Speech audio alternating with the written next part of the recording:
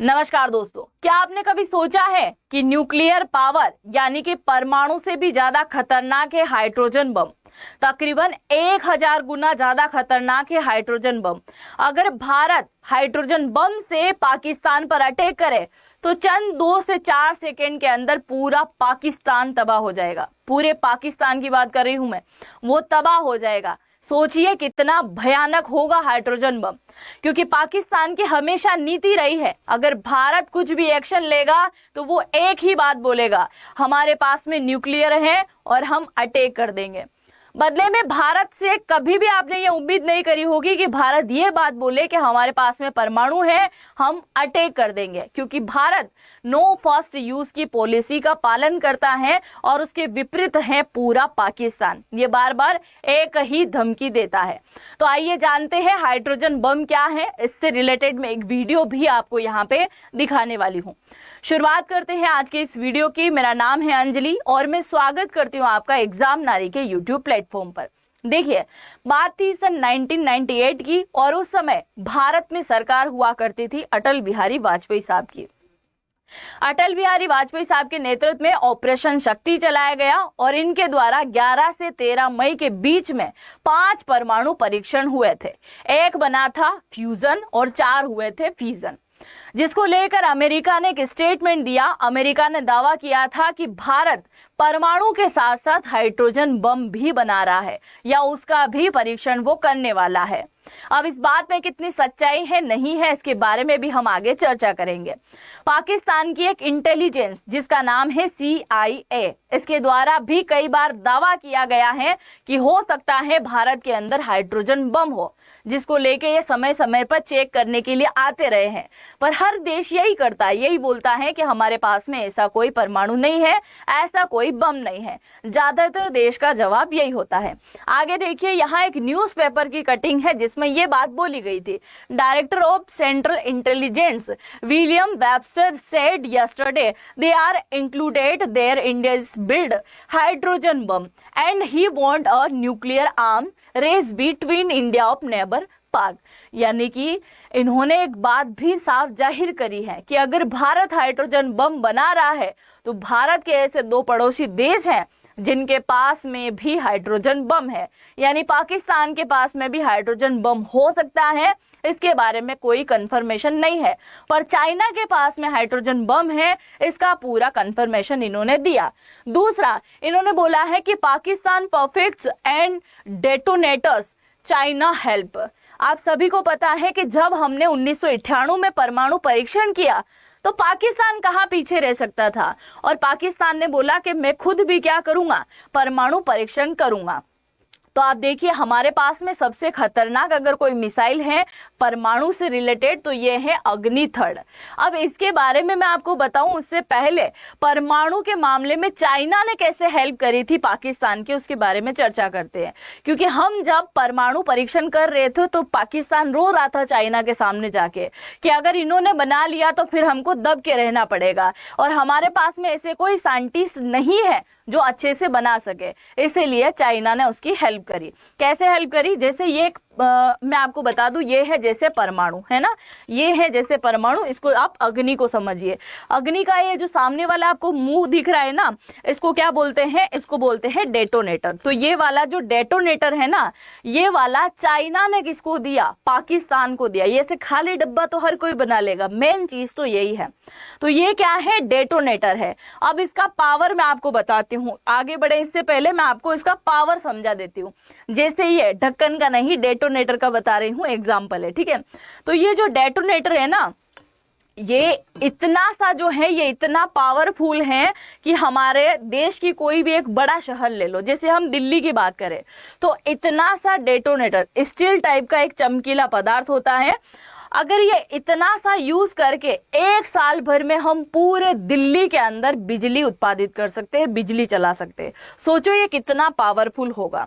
है ना, ये बहुत ज्यादा पावरफुल है। दूसरा, अमेरिका ने अभी थोड़े टाइम पहले यानी 2015 में भी उनके एक अखबार के अंदर लिखा था कि भारत अभी भी डेटोनेटर पर वर्क कर रहा है जो कि परमाणु का सबसे खतरनाक है ना, तो इस पे भी वर्क कर रहा है। और हमने इस पे अगर वर्क किया है, परमाणु से रिलेटेड बात कर रही हूँ, हाइड्रोजन बम बाद में बात करेंगे, तो अगर हम इससे रिलेटेड अगर थोड़ा बहुत भी हमने इसको मॉडिफाई कर लिया तो होगा कि आने वाले टाइम में इतना सा डेटोनेटर हमको चाहिए होगा। ये दिखाई दे रहा है ना, ये इतना सा डेटोनेटर से हम एक साल भर दिल्ली को क्या दे सकते हैं, उसको बिजली दे सकते हैं।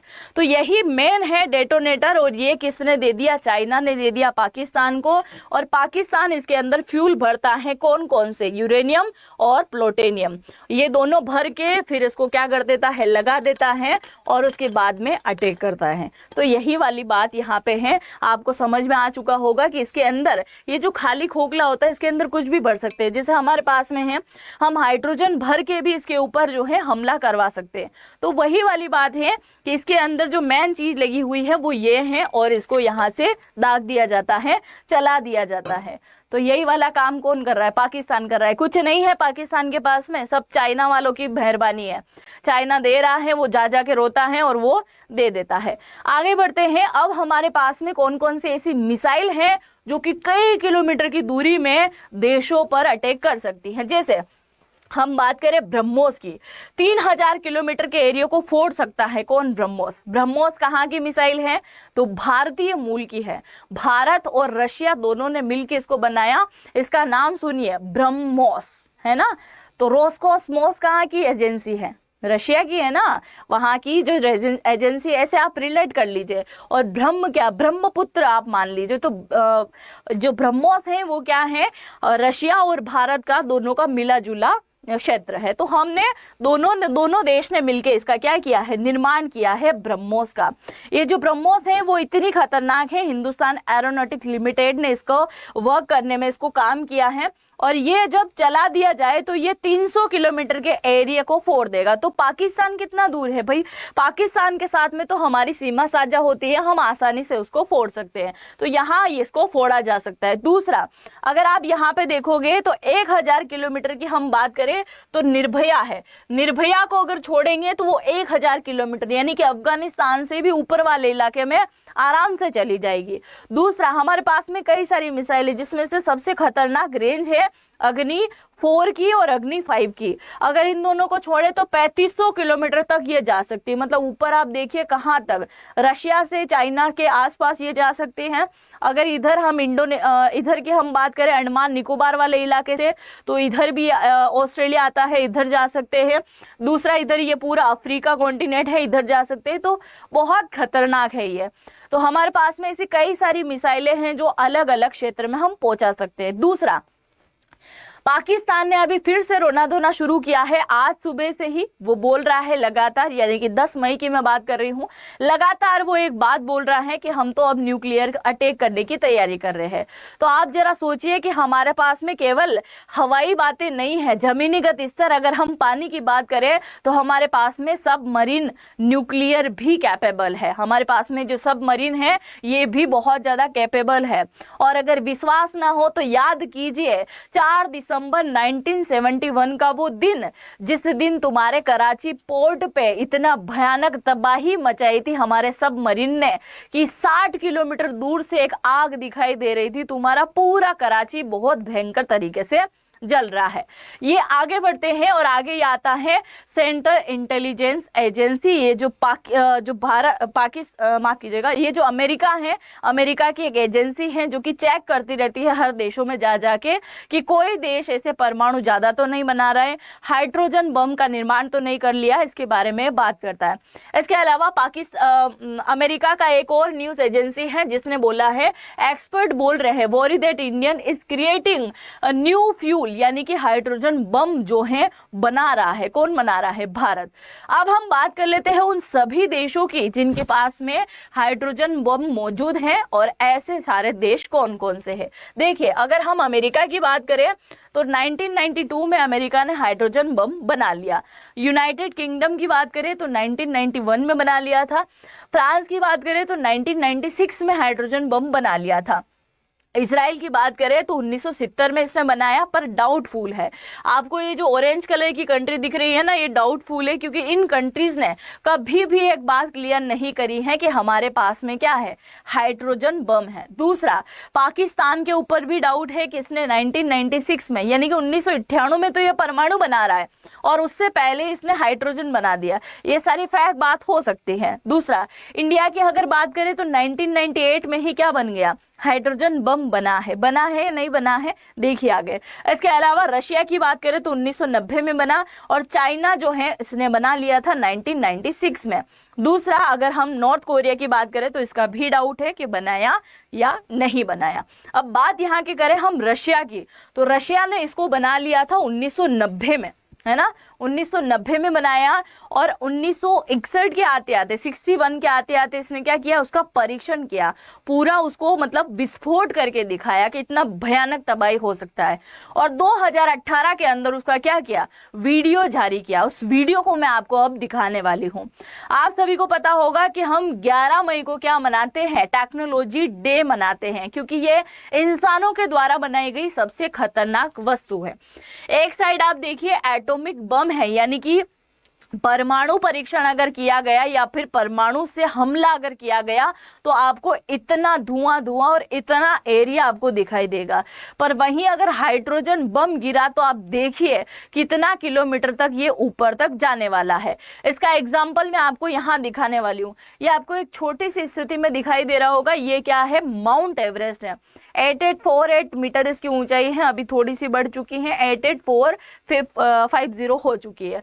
तो अगर माउंट एवरेस्ट को देखो तो लिटिल बॉय और फैट मैन जो हिरोशिमा नागासाकी पर अमेरिका ने 1945 में गिराए थे, उनको देखिए ये कितनी ऊंचाई तक गया था। एक गया था 1.9 किलोमीटर और वो दूसरा गया था 2.2 किलोमीटर। ये क्या है, परमाणु बम है, जो कि इतनी ही ऊंचाई तक मैक्सिमम 2.5 किलोमीटर की ऊंचाई तक जा सकते हैं। अगर हाइड्रोजन बम गिराया गया तो आप देखिए ये जाएगा 60 किलोमीटर तक। कितना खतरनाक है ये आप जरा सोचिए। तो 1961 में रशिया ने इसका क्या किया था, परीक्षण किया था। तो ये कितनी ऊंचाई पे गया है, तकरीबन 60 किलोमीटर। कितना होता है 60 किलोमीटर ऊंचाई तक जाना, इतनी ऊंचाई तक ये फटा था। अब अगर इसके फायदे और नुकसान की बात करें तो अगर परमाणु कहीं गिरा और परमाणु अगर फटेगा तो वो क्या करेगा, जैसे ही वो गिरा तो तकरीबन 2 करोड़ से ज्यादा लोगों की जान वो एक साथ ले लेगा।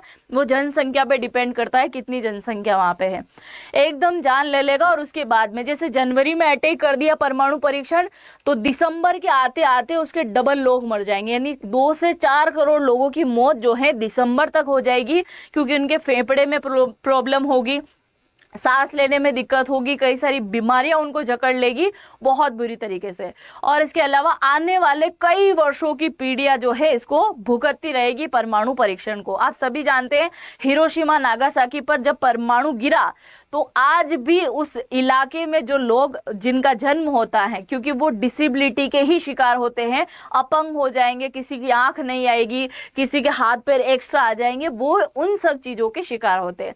दूसरा, अगर हाइड्रोजन बम की बात करें तो वो जैसे ही गिरेगा उसके जितने एरिया के अंदर सारे, अगर कोई इंसान आ गया, कोई बिल्डिंग्स आ गई, तो वो जस्ट भाप बन जाएंगे, 10 सेकेंड के अंदर पूरे गल जाएंगे, कुछ भी नहीं बचेगा।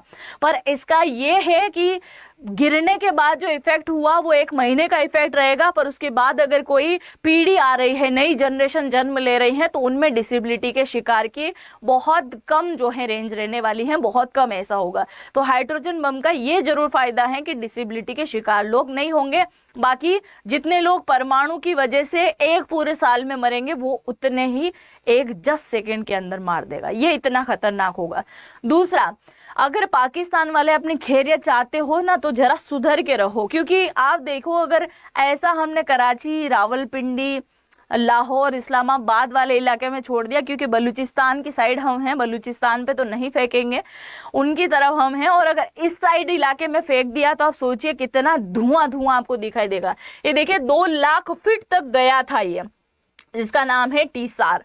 अब आपको मैं यहाँ पे वीडियो दिखाने वाली हूँ, जरा ध्यान से देखिएगा कि किस टाइप से इसका परीक्षण किया गया था 1961 में रशिया के द्वारा। आप देखिए उनके प्लान के द्वारा इसको गिरा दिया गया और इसके उसके ऊपर क्या लगाया गया, दिखा आपको कुछ, इसके ऊपर जो है लगाया गया था पैराशूट, ताकि वो जो इसका जहाज है, प्लेन है, वो कुछ आगे निकल जाए, नहीं तो ये गिरते से ही फूट जाएगा। तो अभी ये नीचे जा रहा है और ये इसकी मशीन जो है काम करना एकदम स्टार्ट हो चुकी है और अब ये विस्फोट हुआ है। आप देखिए जरा कितना भयानक इसका विस्फोट है, आगे आपको दिखाई देगा, सब तरफ धुआं ही धुआं रहेगा। ये अक्टूबर 1961 की बात है, ऑफिशियली तरीके से इन्होंने वीडियो जारी किया था। एकदम जो ठंडा प्रदेश था ना, उस वाले इलाके में जाके इसका जो है परीक्षण किया था, वहां पे लोगों को नुकसान नहीं हुआ। हालांकि ये ग्लोबल वार्मिंग को बढ़ाता है, इसका तो इफेक्ट है ही। आप यहाँ पे देख सकते हैं कितना ऊपर तक इसका गुबार गया है और इसके आसपास के अंडर के इलाके में जो भी हवा में भी आया होगा, है ना, हवा वाले क्षेत्र में भी कितना भयानक नुकसान हुआ होगा। इसका गुब्बार आपको दिखाई दे रहा होगा, है ना, 2 लाख फीट किसको बोलते हैं, इतनी ऊंचाई तक ये गया है। तो ये रशिया ने अभी 2018 के अंदर इसका एक वीडियो जारी किया और हाइड्रोजन बम के बारे में जो है जानकारी दी है। दूसरा, रशिया ने S-400 जो न्यू अपडेटेड हो चुके हैं, उनको हमारे भारत में आज भेज दिया है। 10 मई की आज बात है, अब आ जाओ तुम पाकिस्तान वाले।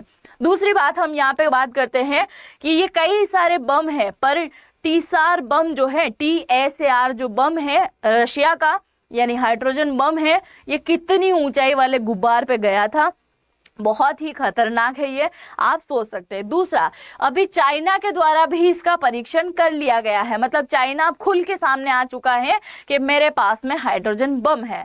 आप मुझे जरा ये सोच के बताइए कि अगर परमाणु से हमला हुआ या फिर हाइड्रोजन से हमला हुआ तो स्थिति क्या बनेगी। क्या ये दोनों देश ऐसी स्थिति तक पहुंचनी चाहिए या नहीं पहुंचनी चाहिए। अमेरिका के बहुत ही प्रसिद्ध राइटर हैं, उन्होंने अपनी किताब में लिखा है इन सारे युद्धों के बारे में, जिसके बारे में मैं ऑलरेडी बता चुकी हूं। इससे पहले वाला वीडियो जरूर से देख लीजिएगा, जिसके अंदर मैंने युद्ध की स्टेप बताई और भारत पाकिस्तान अभी उसी युद्ध पद्धति के अकॉर्डिंग लड़ाई लड़ रहे हैं। पहले बातचीत कर रहे हैं, झगड़ा कर रहे हैं, धमकी दे रहे हैं, उसके बाद में एयर स्ट्राइक हो रही है, बहुत सारी बातें हुई है। तो आपको हाइड्रोजन बम के बारे में क्या पहले से पता था या आज आपने जाना है? आप जो भी सोचते हो अपनी राय जरूर से कमेंट सेक्शन में लिखिएगा, मुझे आप सभी के कमेंट का इंतजार रहेगा। हम मिलेंगे किसी दूसरे वीडियो में, तब तक के लिए जय हिंद, जय भारत।